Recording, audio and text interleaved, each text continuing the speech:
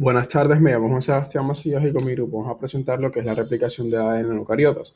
Este se considera un proceso complejo, el cual tiene las características de ser un proceso semiconservador, o sea que al final se tendrán dos cadenas originales de ADN y dos cadenas recién hechas de ADN, también que las dos cadenas de ADN se replican al mismo tiempo y el punto donde se comienza esta replicación se llama origen de replicación.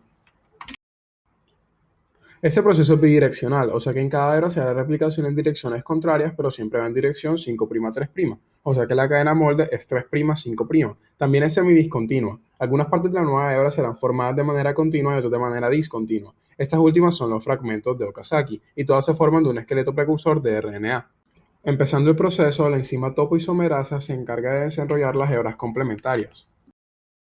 Luego, estas hebras complementarias de ADN son separadas por medio del rompimiento de sus puentes de hidrógeno. Esta acción es mediada por la enzima helicasa. Al separarse las dos cadenas, las proteínas enlazantes a cadenas sencillas, las SSB, se encargan de evitar que las cadenas vuelvan a unirse, y esto crea lo que se conoce como burbuja u origen de replicación.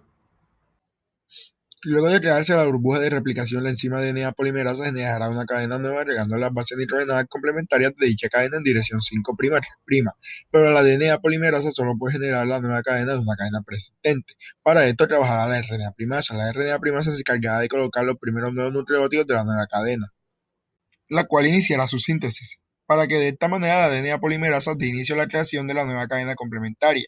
La hélice continúa desarrollándose y abriéndose, siguiendo de esta manera la síntesis de la nueva hebra en base a la hebra original.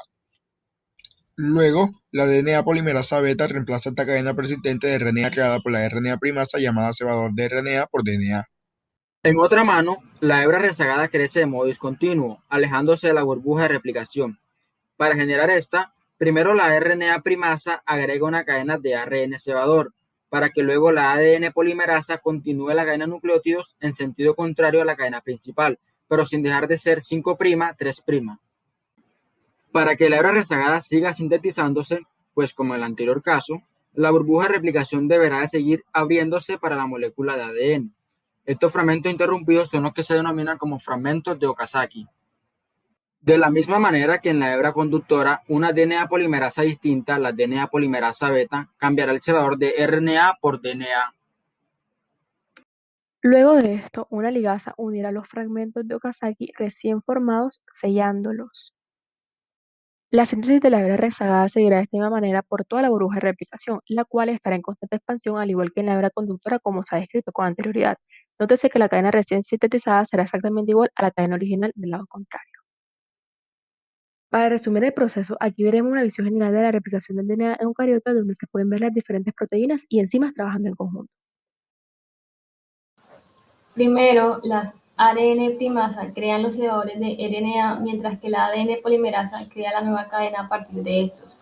Los fragmentos de Okazaki y los continuos se sintetizan en dirección opuesta para luego la ADN polimerasa beta convierta los cebadores de RNA en ADN y las ligasas unan las hebras rezagadas. Ahora vemos las burbujas de replicación completas en acción. Este proceso sigue en ambas direcciones hasta replicar la totalidad de la molécula. Finalmente, las diferentes burbujas de replicación continuarán con su proceso de replicación hasta que éstas se encuentren entre sí y formen las nuevas moléculas de ADN nuevas. Aquí se observa cómo cada molécula nueva es idéntica a la parental de la cadena opuesta. Podemos concluir de que a pesar de ser un proceso bastante complejo y notablemente costoso para la célula, el proceso de la replicación del ADN es esencial para la supervivencia tanto de la célula como del individuo de la cual esta célula hace parte, permitiendo pasar información hereditaria de célula madre a hija, para poder mantener la integridad de los tejidos y órganos que las células conforman.